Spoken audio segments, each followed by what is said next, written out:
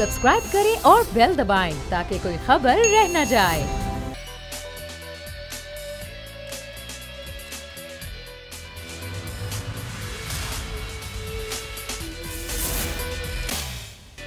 बिस्मिल्लाहिर्रहमानिर्रहीम। अस्सलाम वालेकुम। प्रोग्राम में मैं सुमैया रिजवान आपको खुश आमदीद कहती हूँ। नाजरीन, जब ये आज मैं प्रोग्राम कर रही हूँ तो तुर्क सदर रजब तैयब एर्दोगान जो है पाकिस्तान में मौजूद हैं। आज उन्होंने पार्लियामेंट के ज्वाइंट सेशन से खिताब किया और जो खिताब था वो बिल्कुल जैसे पाक तुर्क दोस्ती है मिसाली, वैसे ही वो खिताब भी मिसाली था। उन्होंने बहुत ही मुख्तसर लेकिन जामे खिताब किया और जो खिताब में उन्होंने दो तीन चीज़ें जो बड़ी अहम थी, ज़रा मैं वो आपके साथ बात कर लूँ, फिर उस पर हम डिस्कशन भी करेंगे। उन्होंने कहा कि मैं बहुत शुक्रगुजार हूँ कि पाकिस्तान ने मुझे वेलकम किया और जिस तरह से पाकिस्तान की कौम ने मुझे वेलकम किया है वो मेरे लिए बहुत ही जो है बेहतरीन है। उन्होंने ये भी कहा कि जो कश्मीर का मामला है, कश्मीर का मामला तुर्की के लिए बिल्कुल वैसा ही है जैसा वो पाकिस्तान के लिए है।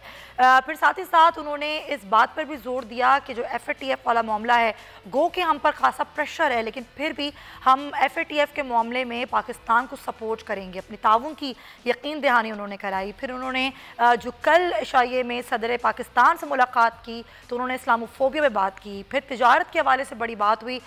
जो पाक तुर्क बिजनेस इकोनॉमिक फोरम था, जब उससे खिताब किया तुर्क सदर ने तो उन्होंने कहा कि वैसे तो पाकिस्तान और तुर्की के दरमियान जो तजारत है, जो बाहमी तजारत है, वो मौजूद तो है लेकिन वो इस तरीके से नहीं है जिस तरीके से होनी चाहिए थी। तो अब जो तिजारत का हजम है उसको बढ़ाने में बात की है कि 5 अरब डॉलर तक तिजारती हजम जो है वो लेकर जाएंगे। कितना बेहतरीन साबित होगा पाकिस्तान के लिए दौरा, हर लिहाज से ज़रूरत पर बात करेंगे। हमें ज्वाइन करें ख्वाजा नजमुद्दीन शेख साहब। बहुत शुक्रिया नजमुद्दीन शेख साहब आपके वक्त का। आप किस तरह से देखते हैं पाकिस्तान को जो अभी दरपेश मसाइल हैं, चाहे वो आली सतह पर हो या फिर उनकी मईशत की सूरत हाल हो, उसमें ये दौरा और उस दौरे में तुर्क सदर की जो गुफ्तगू है, जो गुफ्तगू उन्होंने की है, ज़रा आप बताइएगा आप किस तरह उनको देख रहे हैं। ख़ास तौर पर जो कश्मीर के हवाले से उन्होंने बात की उसको आप किस तरह देखते हैं? देखिए, पहली चीज़ तो ये है कि एर्दोगान साहब ने कहा कि मेरे लिए पाकिस्तान आना अपने घर आना है। पाकिस्तान और तुर्की के दरमियान जो रिश्ता कायम हुआ था, ख़ास तौर पे जब खिलाफत मूवमेंट हुई थी और हमने इमदाद दर-ए-सगीर के मुसलमानों ने इमदाद की थी तुर्की की, वो चीज़ अब 100 साल पुरानी हो गई है। लेकिन ये एक बुनियाद थी इसलिए की, और जब भी आप पाकिस्तानी तुर्की जाता है तो पहली चीज़ वो याद दिलाते हैं कि आपने हमारे साथ जो साथ दिया था वो हम फरामोश नहीं कर सकते। तो पाकिस्तान और तुर्की का रिश्ता जो है वो भाइयों से ज़्यादा वाला रिश्ता मुझे नज़र आता है। ये एर्दोगान साहब का कहना है। दूसरा, ये जो जिन चीज़ों की निशानदेही आपने की, इस पे पहले भी तुर्की ने ये चीज़ें कही हैं और करके दिखाई हैं कि FATF में वो हमारी मदद करते हैं। कश्मीर पे उन हवाले से हमारे यहाँ, न सिर्फ हमारे यहाँ लेकिन दुनिया भर में कहा है कि कश्मीर का मसला जो है वो आप मुज़ाकरात से हल करें, लेकिन जो जुल्म हो रहा है कश्मीरियों पे उसको बंद करना ज़रूरी है। यहाँ पे लड़ाई ना हो लेकिन ये बातचीत से को हल किया जाए। और तीसरा जो इक्तिसादी और पहलू है, इसमें मुझे ज़्यादा दिलचस्पी है क्योंकि तुर्की के पास कुछ चीज़ें हैं जिनकी हमें ज़रूरत है और हमारे पास कुछ चीज़ें हैं जो कि हम तुर्की के ज़रिए यूरोप का मार्केट एक्सप्लॉइट कर सकते हैं। जो हमने कुछ अरसा पहले किया था उसको बढ़ाने की ज़रूरत है। तो जब वो कह रहे हैं कि 1 अरब डॉलर तक तो हो सकता है और इसको फिर हम बढ़ा के 5 अरब तक करेंगे, ये एक किस्म की गोल है जिसके लिए हम के साथ सोचा होगा।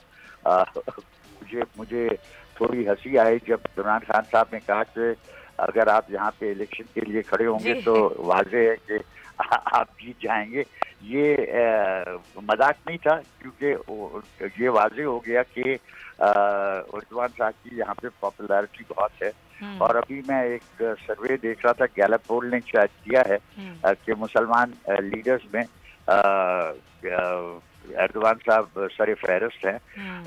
ये चीज़ें हैं जिनका हमें नोटिस लेना चाहिए, कोशिश करनी चाहिए। मुझे अभी तक पता नहीं है कि जो तिजारती वफ़ है, जो इक़्तिसादी वफ़ है, उनके साथ उन्होंने कौन सी मुआहदों पे दस्तखत किए हैं, लेकिन इन मुआहदों की अहम ज़रूरत है, क्योंकि बुनियाद या अगर रिश्ता बढ़ाना है तो वो सियासी तौर पे तो हम आहंग है, हम उनके कॉजेज़ को सपोर्ट करते हैं, वो हमारे कॉजेज़ को सपोर्ट करते हैं, लेकिन इक़्तिसादी और तिजारती जो पहलू है उस पे हमें पूरी तरह से फोकस करना है, पूरी तरह से अपनी इन्वेस्टिगेशन करके जो आप बात करें नजमुद्दीन शेख साहब, वही बात मैं आपसे सवाल करना चाहूँगी। ज़ाहिर हम देखते हैं जो तुर्की का इंफ्रास्ट्रक्चर है सयाहत के हवाले से, फिर टेक्नोलॉजी के हवाले से वो कहीं बेहतर है हमसे। इन शोबों में और दिफा के शोबे में भी ताउन की यकीन दहानी कराई है, इसमें भी सरमायाकारी करना चाहता है तुर्की।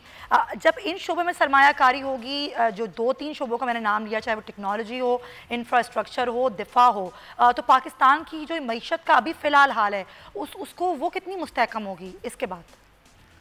जी ज़रूर। देखिए, तुर्की के पास बहुत सी चीज़ें हैं जिनकी हमको ज़रूरत है, सरमायाकारी की भी ज़रूरत है, लेकिन इसके लिए ज़रूरी ये है कि हम पूरी तरह से तैयारी करें, पूरी तरह से हम देखें कि मसलन तुर्की ने कहा, एर्दोगान साहब ने कहा कि वो सी-5 का हिस्सा बनने के लिए तैयार हैं। उसके लिए हमारे जो स्पेशल इकोनॉमिक जोन हैं, इसमें पाकिस्तानी और तुर्क एंटरप्रेनर्स जो हैं वो अगर मिलके और एंटरप्राइज लगाते हैं, फिर चीन को भी शामिल करें, तो बहुत सारी तरक्की इसमें हो सकती है। बहुत सारी चीज़ें जो कि तुर्की अभी सिर्फ एक मार्केट के लिए बनाता है, वो यहाँ पे पाकिस्तान के साथ मिलके, ख़ास तौर पे टेक्सटाइल इंडस्ट्री में या हेल्थ इंडस्ट्री में, फार्मास्यूटिकल्स में, हमारे यहाँ से वो चीज़ें बना के और अपने यहाँ भी एक्सपोर्ट कर सकते हैं और दूसरी जगह बेच सकते हैं। लेकिन नजमुद्दीन शेख साहब, अभी जो फिलहाल मईशत की सूरत हाल है उसमें लॉन्ग टर्म प्लान से ज़्यादा शॉर्ट टर्म प्लान की ज़रूरत है, तो हम तुर्की के साथ शॉर्ट टर्म प्लान कौन से कर सकते हैं? देखिए, शॉर्ट टर्म ये तो इसी पे मुनसर है ना कि जो वफ्द लाए हैं उन्होंने अपने पाकिस्तानी काउंटर पार्ट से क्या बात की है और कौन सी चीज़ें हमने आइडेंटिफाई की हैं कि साहब हमें नज़र आता है कि अगर आप इन शोबों में सरमायाकारी करेंगे या हमारे साथ ताउन करेंगे तो हम कैसे आगे बढ़ सकते हैं। ये मुझसे नहीं होगा, ये हमारे जो बिजनेसमैन हैं उनको करना पड़ेगा, और बिजनेसमैन को देखना ये है कि मुस्तकबिल में क्या होना है, आज और कल में मुस्तकबिल में क्या होना है, अभी उसके लिए बुनियाद रखनी है कि ख़ास तौर पे मेरी नज़र में, ख़ास तौर पे जो स्पेशल इकोनॉमिक जोन्स हैं उसमें किस किस्म की कोऑपरेशन की जा सकती है, और क्या ये सिर्फ पाकिस्तान तुर्की की होगी या पाकिस्तान तुर्की और चीन को भी शामिल किया जा सकता है। अच्छा, साथ ही रहिएगा नजमुद्दीन शेख साहब, मजीद भी कुछ और भी चीज़ें हैं जिन पर डिस्कशन करना है, लेकिन दीगर मेहमानों को भी मैं तारुफ करवा देती हूँ।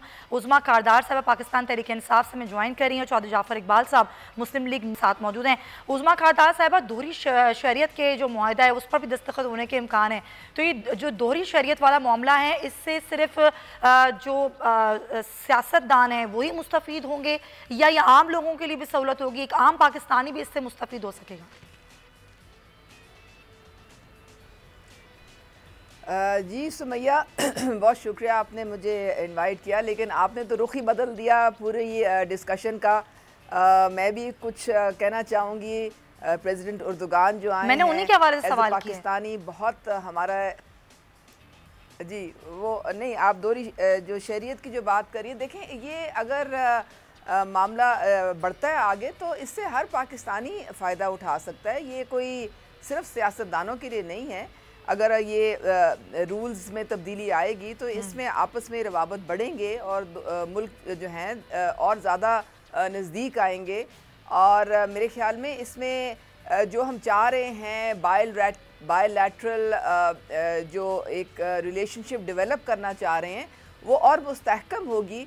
और मेरे ख्याल में इसमें ये ना आप समझें कि सिर्फ कोई सियासी फैसला है। अच्छा। ये पूरे पाकिस्तान में तमाम जो सिटीजन्स हैं उन सबको इससे फ़ायदा हासिल होगा। अच्छा, 200 बिजनेसमैन, मारूफ बिजनेसमैन तुर्की के तुर्क सदर के साथ आए हैं। मैं इसी से जुड़ा सवाल एक और आपसे करना चाहूँगी। अभी जो फ़िलहाल मईशत का हाल है, ये बिजनेसमैन अगर सरमायाकारी करते हैं और आगे जाके ज़ाहिर मज़ीद जो ऐसे हमारे जो सेक्टर्स हैं जहाँ पर बहुत ज़रूरत है सरमायाकारी की, तो क्या सोच कर रही है हुकूमत? किस तरीके से उन सरमायाकारों को मोटिवेट किया जाएगा कि हमारी मईशत जो है मुस्तहकम हो? सुमैया देखें, प्राइम मिनिस्टर इमरान खान जो हैं वो ज़ाती तौर पे as head of the state guarantee दे रहे हैं दूसरे ममालिक को, जिसमें टर्की सर फहरिस्त शामिल है, कि आएँ आप हमारे मुल्क में सरमायाकारी करें, हम हर सहूलत जो है वो आपके लिए वन विंडो ऑपरेशन हो या जो भी आपको प्रॉब्लम्स आती हैं वो सारी हम दूर करेंगे। आपने देखा कि वर्ल्ड बैंक ने हमें ऐसे ही नहीं 28 पॉइंट्स ऊपर लेके गए ईज़ ऑफ डूइंग बिजनेस में। पाकिस्तान ने बहुत इसमें एफर्ट की है और अब सरमाया जो है वो पाकिस्तान की तरफ आ रहा है। ये जो 6th स्ट्रेटेजिक कोऑपरेशन काउंसिल है, बहुत हाई लेवल काउंसिल है, और इसमें जो ट्रेड और कॉमर्स के हवाले से और 1-to-1 जो बिजनेस कम्युनिटी की आपस में जो मीटिंग्स जो होनी हैं वो बड़ी इम्पॉर्टेंट हैं। उसमें 100 के करीब डेलीगेट्स तो टर्की से आए हैं और जो कि रिप्रेजेंट कर रहे हैं तकरीबन 60 कंपनीज़ को, और यहाँ से भी हमारी उतनी तादाद में पाकिस्तान की भी जो बिज़नेस कम्युनिटी है।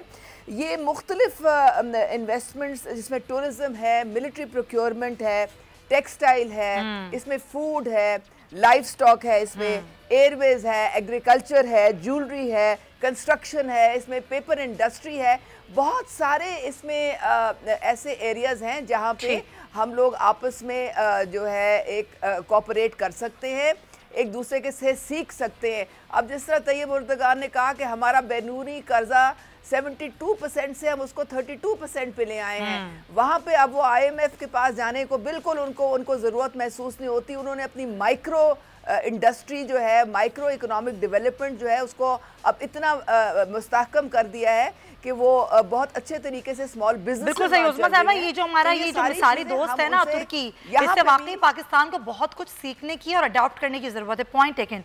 चौधरी जाफर इकबाल साहब, एज ऑपोजिशन, बिल्कुल सही, सीपेक में जो हम इनको, सीपेक में भी इनको हमने जो इनविटेशन दी है उससे भी बहुत एक अच्छा रिजल्ट निकलेगा। ठीक है चौधरी जाफर इकबाल साहब, एज ए ऑपोजिशन आप किस तरह देख रहे हैं? खासतौर पर ज़ाहिर है ये तुर्की का साथ बहुत पुराना है पाकिस्तान के साथ, और हमेशा तुर्की की पाकिस्तान ने मदद की है और तुर्की भी हमेशा ताउन के लिए खड़ा रहा है, लेकिन आज आप किस तरह देखते हैं उनकी आमद को और तिजारत के हवाले से जो बातचीत है, और ज़ाहिर अभी जो मईशत का हाल है, अगर तुर्की मदद करता है और सरमायाकारी करता है तो आप समझते हैं कि कुछ मईशत को थोड़ा सहारा मिलेगा?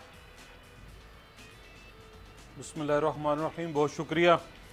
सबसे पहले तो कल का मुझे आज पहली दफ़ा किसी टीवी पे मौका मिल रहा है, तो मैं मियाँ मोहम्मद नवाज शरीफ, मियाँ शहबाज शरीफ, PMLN और अहले पाकिस्तान की तरफ से अपने दरीना दोस्त, साथी और वो मुल्क जो हमेशा सारे मौसमों में जिस तरह की भी हवाएं चलें, जैसे भी हालात हों, हमारे साथ कदम ब कदम रहे।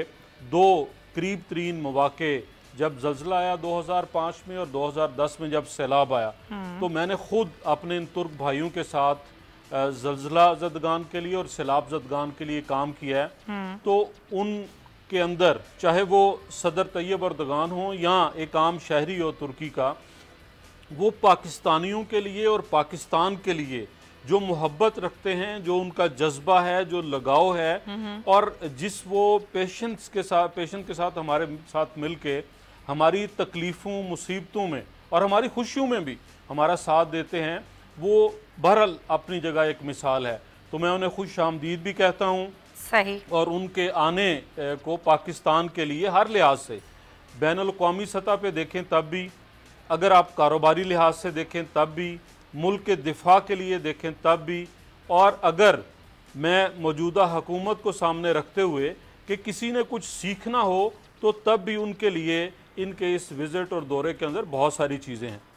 और यकीनन कल जो जज्बा था इमरान खान साहब का, काश 2 साल पहले भी वही होता, जब यही तैयब अर्दगान साहब तशरीफ़ लाए थे, यही पाकिस्तान था, 1973 का आइन था, यही कानून था, इसी वोट के ज़रिए तब भी कौमी असम्बली और सेनेट बने थे, तब उन्हें कुछ और दिखता था। और आज बहरहाल वैसे एक जज्बा और था, एक जज्बा और था। ज़रा एक जिक्र में एक जज्बे को और करना चाहूँगी, जो आज पार्लियामेंट में हमें मनाजिर देखे वो भी बड़े ज़बरदस्त थे। कभी ऐसा पार्लियामेंट का मंजर देखने में नहीं आता।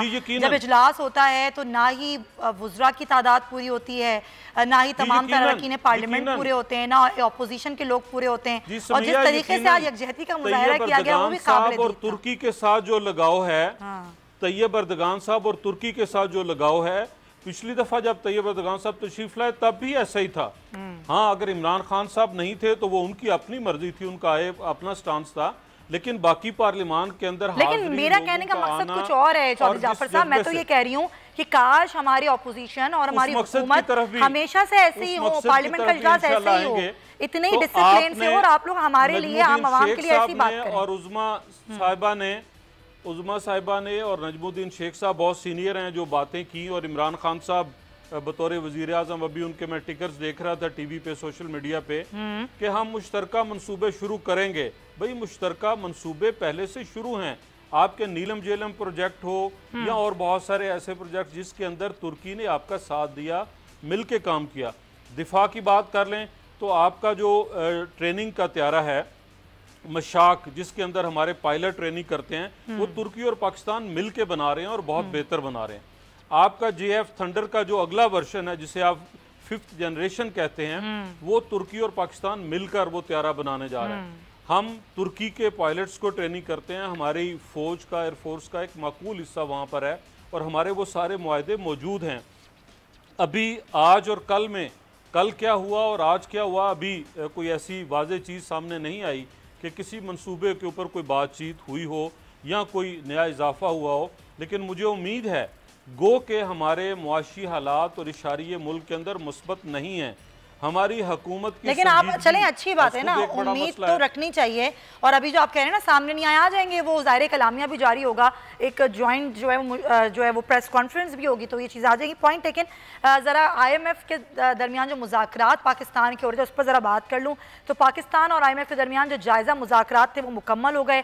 अलबत्ता IMF के वफ़द ने जो है वो कराची भी आया और वहाँ पर भी जो इन्होंने स्टेट बैंक जो है वहाँ पर भी उन्होंने दौरा किया और जो तमाम तर सूरत हाल थी उसका जायज़ा लिया। कफ़ील अहमद से ज़रा हम जान लेते हैं क्या डिटेल्स हैं। कफ़ील, आज IMF का जो वफ़द था वो कराची भी आया, स्टेट बैंक का दौरा भी उन्होंने किया, अभी मुज़ाकरात मुकम्मल भी हो गए।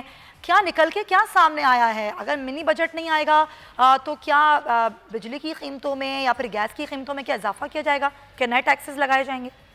देखें सुमैया, IMF का जो है ये सेकंड विजिट था इस्लाहाती प्रोग्राम के हवाले से, और आज उन्होंने जो है वो कराची का विजिट किया है। गवर्नर स्टेट बैंक से मुलाकात हुई है और दीगर आला हुक्काम से। पहले आपको बता दूं कि जो ब्रीफ था उसमें जो है वो गवर्नर स्टेट बैंक और उनकी जो टीम थी उन्होंने जो है वो खासा ब्रीफ के जो टैक्सेस के हवाले से और दीगर चीज़ें कि अब तक प्रोग्राम है उस पर जो है वो किस तरह अमल दरामद जो है वो किया जा रहा था। हम जो कंट्री जो इस वक्त डायरेक्टर थे IMF के, अनीता रवाया, उनके मुताबिक पाकिस्तान इस्लाहाती प्रोग्राम में खासी जो है वो जो है पॉजिटिविटी दिखाई है, और उसके अलावा जो टैक्सेस की शरह है उसको जो है वो बढ़ाने की ज़रूरत है, उन्होंने खासा जोर दिया है। और उनका ये कहना था कि जो मईशत के जो चैलेंजेस हैं पाकिस्तान को, उसमें जो है वो सख्त फैसले करना होते हैं, लेकिन गवर्नमेंट जो इस वक्त अब जो प्रेसिडेंट गवर्नमेंट है उसको ऐसे स्टेप लेने होंगे कि जिसके बाद जो है वो एक मुनासिब लेवल के ऊपर जो है वो पहुंच सके और जो मईशत है उसको सहारा मिल सके। उन्होंने खासा जो है वो इस बात पर कहा कि जो मनी लॉन्ड्रिंग के हवाले से स्टेट बैंक ने इक़दाम किए हैं वो खासे अच्छे हैं और खासे मुस्तहकम हैं, ताहम मजीद जो है वो इक़दाम की ज़रूरत है। तो ये सेकंड विजिट था और खासी जो है वो मुतमईन होकर जो और चीज़ों को देखते हुए, लेकिन उन्होंने जो जिन बातों को फोकस किया है उसमें टैक्सेस को बढ़ाने के हवाले से और जो इस चीज़ें हैं उसको उन्होंने कहा है कि इसको लाने की ज़रूरत है ताकि जो है वो चीज़ों को और बेहतर किया जा सके। बहुत शुक्रिया आपका डिटेल्स देने के लिए। कफ़ील अहमद हमें बता रहे थे कि ज़ाहिर है अब ये जो जायज़ा मुज़ाकरात थे वो मुकम्मल हो चुके हैं पाकिस्तान और IMF के दरमियान। एक तो ये IMF से तमाम तर मामलात हैं, फिर एक और मामला नाजरीन है FATF से ग्रे लिस्ट से निकलने का, और इसके लिए भी पाकिस्तान इक़दाम कर रहा है। हालिया दिनों में मज़ीद कुछ इक़दाम भी भी किए गए। नजमुद्दीन शेख साहब, FATF के मामले पर भी जो तुर्क सदर का बयान है वो बड़ा अहमियत कामिल है। वो ये कहते हैं कि FATF के मामले पर हम पाकिस्तान के साथ खड़े हैं और पाकिस्तान को सपोर्ट करेंगे। तुर्की की सपोर्ट FATF के मामले पर ग्रे लिस्ट से निकलने में पाकिस्तान के लिए कितनी मददगार साबित हो सकती है? ये बहुत मुफीद ख़बर है कि वो हमारी जो उन्होंने पहले कहा है और जो उन्होंने पहले करके दिखाया है कि तुर्की, मलेशिया, चीन, ये ममालिक ने हमारे साथ खड़े होके और ये वाजे कर दिया है कि हमें ब्लैक लिस्ट पे डालने का कोई सवाल नहीं उठता कि हम ग्रे लिस्ट से उतरेंगे।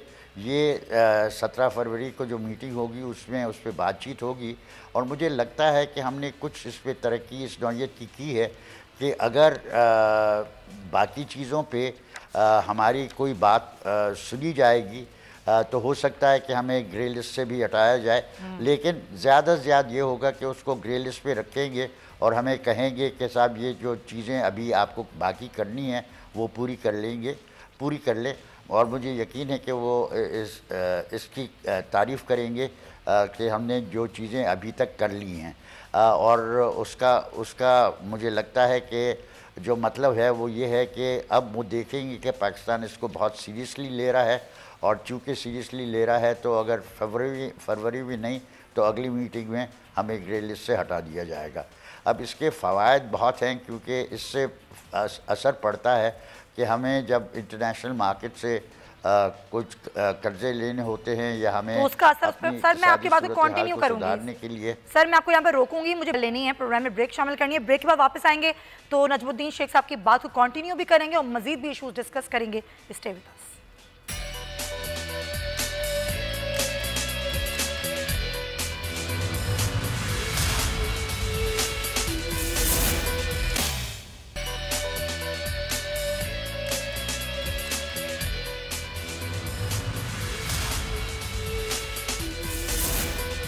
Welcome back to the show और हम बात करें तुर्क सदर के दौरे पाकिस्तान की और नजमुद्दीन शेख साहब हमारे साथ मौजूद हैं।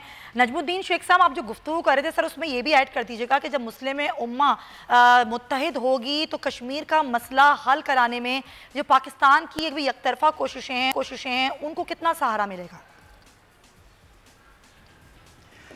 देखिए, पहले तो ये देखना है कि आप मुसलमान ममालिक को की यकजहती के इम्कानात क्या हैं और जो इस वक्त आपको उसमें फूट नज़र आती है उसमें कौन सी चीज़ें हैं जो कि इसमें मसले पैदा कर रही हैं। अब आप देखिए कि लिबिया में कुछ मुसलमान मुल्क एक तरफ हैं, कुछ मुसलमान मुल्क दूसरी तरफ हैं। शाम में देखिए तो यही सूरत हाल है, यमन में देखिए तो यही सूरत हाल है। तो इस वक्त इसकी उम्मीद रखना कि मुसलमान ममालिक की यकजहती होगी उसके मुझे इम्कान कुछ लगता है कि मुस्तकबिल के लिए छोड़ने पड़ेंगे। अच्छा। लेकिन एक चीज़ जो हो सकती है और जो जिसकी कोशिश की जा रही है वो ये कि हमारा पुराना D5 था। नजमुद्दीन अरबकान के ज़माने से आपने कहा था कि जो गैर अरब मुसलमान ममालिक हैं वो अपने साथ हो जाएं और इक़्तिसादी और तिजारती ताल्लुकात अपने आप में इतनी बढ़ाएं, एक दूसरे के साथ ट्रेड करें, एक दूसरे के साथ इकोनॉमिक कोलैबोरेशन करें और उससे एक सियासी भी पहलू उभरेगा। उन्होंने ये नहीं कहा कि ये उभारना चाहते हैं, पहले उन्होंने इसी पे फोकस किया कि हम इक़्तिसादी और तिजारती ताल्लुकात बढ़ाएं और इसमें देखें कि हम किस हद तक पेशरफ़ कर सकते हैं। उस पेशरफ़ के लिए भी हमें ये याद रखना है कि जब ये D5 बनाया था तो उन्होंने कहा कि सब जापान अकेले में जितनी यूनिवर्सिटीज़ हैं वो सारे मुसलमान ममालिक को अगर आप जमा करें तो उस एक मुल्क के साथ आप कम्पीट नहीं कर सकते। इससे आप वाज़ेह है कि हमारे यहाँ तालीम को जिस किस्म की फ़रोग़ मिलनी चाहिए थी वो अभी नहीं मिली है। अब इसको बढ़ाने के लिए पहली चीज़ मेरी नज़र में ये है कि आप ये जो इक़्तिसादी और तिजारती ताल्लुकात इन 5 ममालिक में हैं इनको बढ़ाइए और इस पे फोकस करें कि इसमें पहले सियासी पहलू न हो, अच्छा। सिर्फ इक्तिसादी और तिजारती पहलू हो, ठीक। और इसमें से फिर डेवलप होगा एक पॉलिटिकल यूनिटी, पॉलिटिकल हम आहंगी, पॉलिटिकल हार्मनी। बिल्कुल सही पॉइंट टेकन। बहुत बहुत शुक्रिया आपका। नजमुद्दीन शेख साहब हमारे साथ मौजूद थे, इस ऊपर अपना तजिया भी पेश कर रहे थे। ज़रा आगे बढ़ेंगे और आज वज़ीर-ए-आज़म इमरान खान के उस बयान की बात करते हैं जो बीट रिपोर्टर से उन्होंने गुफ्तगू में कहा। उन्होंने कहा कि मौलाना फजलुर रहमान पर अब गद्दारी का मुकदमा जो है वो चलना चाहिए और अब हम उनके खिलाफ कार्रवाई करेंगे। उन्होंने ये भी कहा कि जो इत्तेहादियों के साथ मामलात हैं उनको भी हम ठीक करने की कोशिश कर रहे हैं, लेकिन ये बड़ा सख्त पैगाम है जो मौलाना फजलुर रहमान के खिलाफ जो है वज़ीर-ए-आज़म ने दिया है। लेकिन ये क्यों दिया गया है, इसके पीछे क्या मामलात हैं और कार्रवाई किस तरह करेगी हुकूमत, ज़रा इस पर बात करें। उज़मा कारदार साहिबा, ज़रा ये बताइएगा कि किस तरह से कार्रवाई होगी, आर्टिकल 6 कैसे लग सकता है।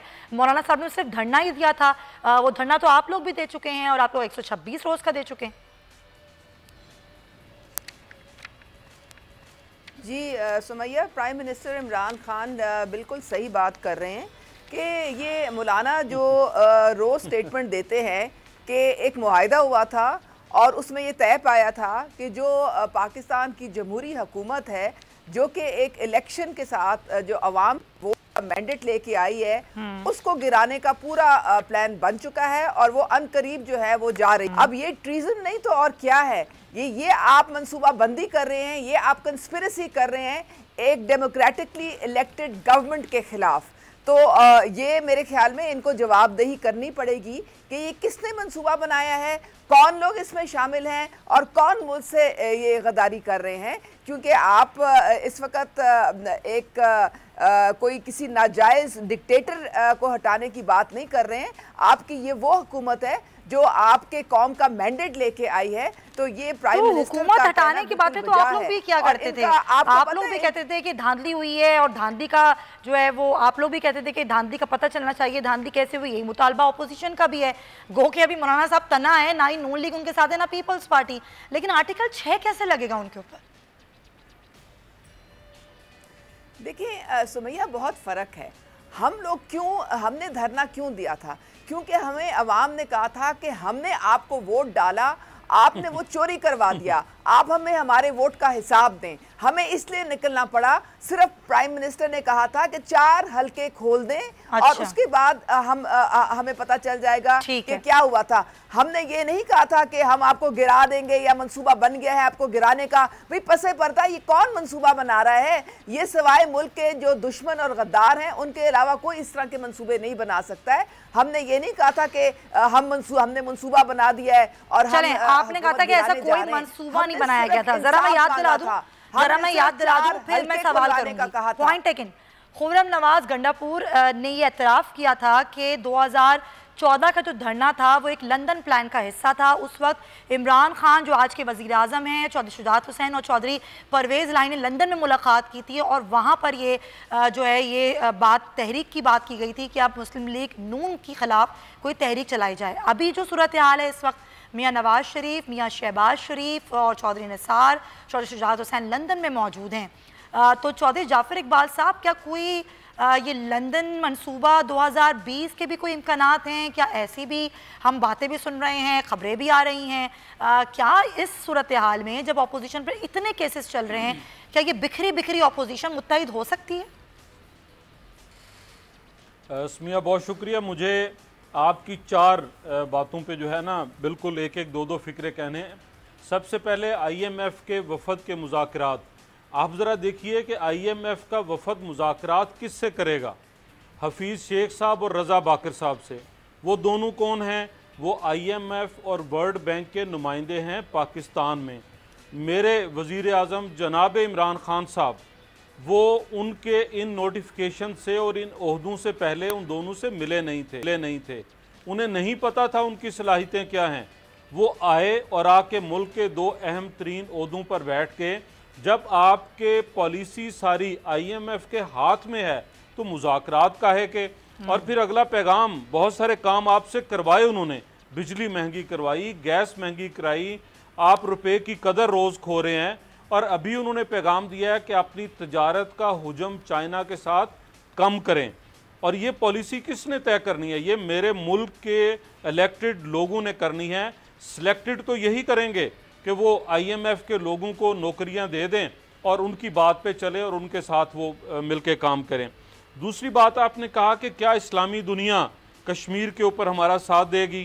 पहले आप ज़रा ये बताइए, क्या मेरे मुल्क की हुकूमत कश्मीर के ऊपर क्या मौक़िफ़ रखती है? जनाब इमरान खान साहब क्या विजन रखते हैं?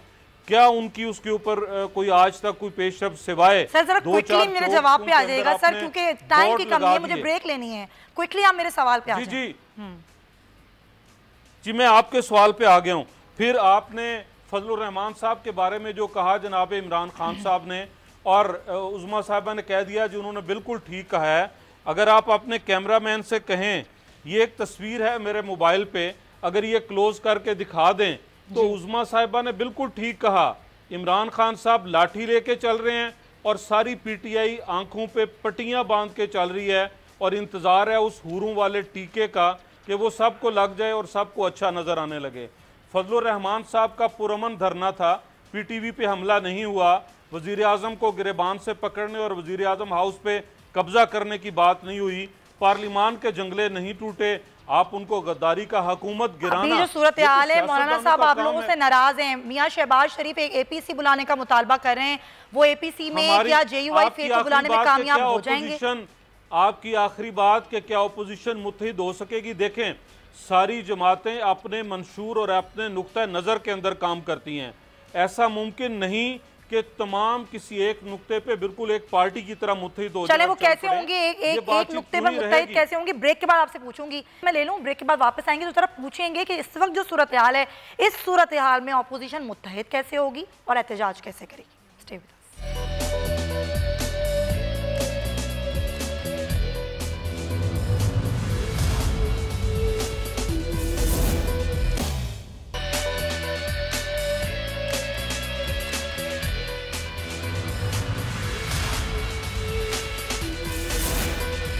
Welcome back. तो चौधरी साहब, ये अभी ज़ाहिर है शहबाज शरीफ पर चौधरी शुगर मिल में उनके गिरफ्तार होने के इम्कानात भी हैं। फिर जो इसाक डार साहब हैं उन पर 130 अरब रुपए की करप्शन का इल्ज़ाम है।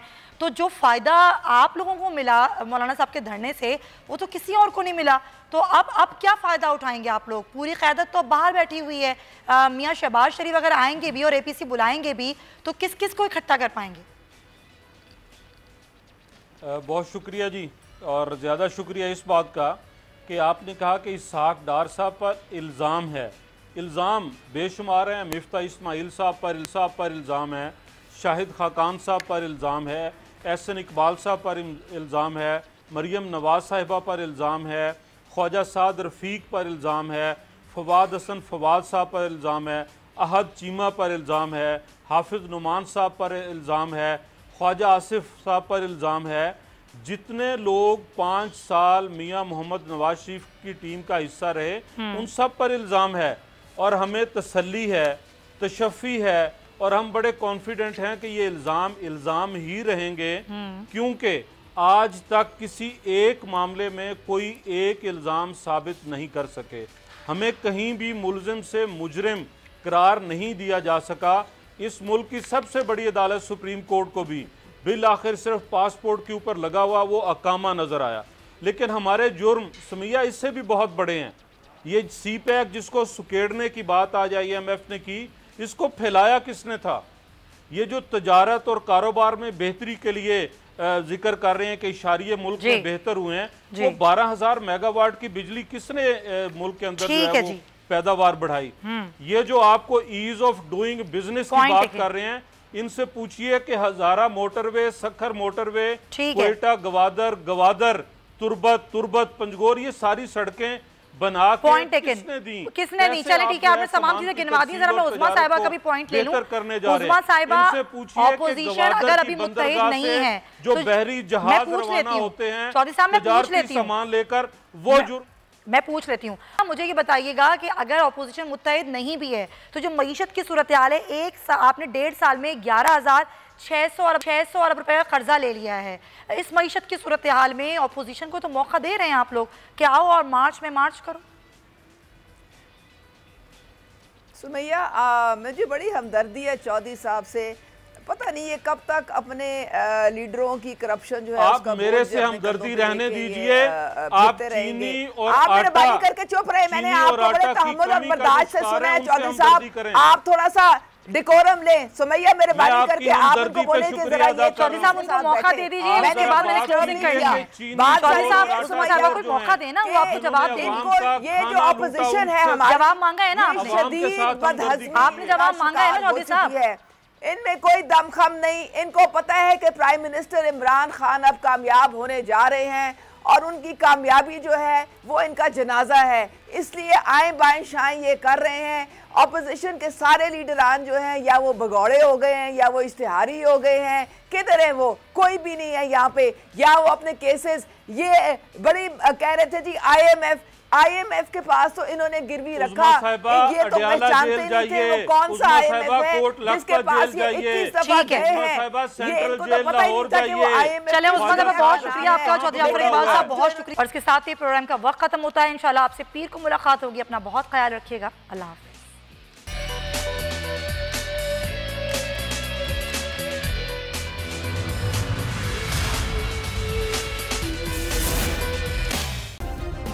सब्सक्राइब करें और बेल दबाएं ताकि कोई खबर रह न जाए।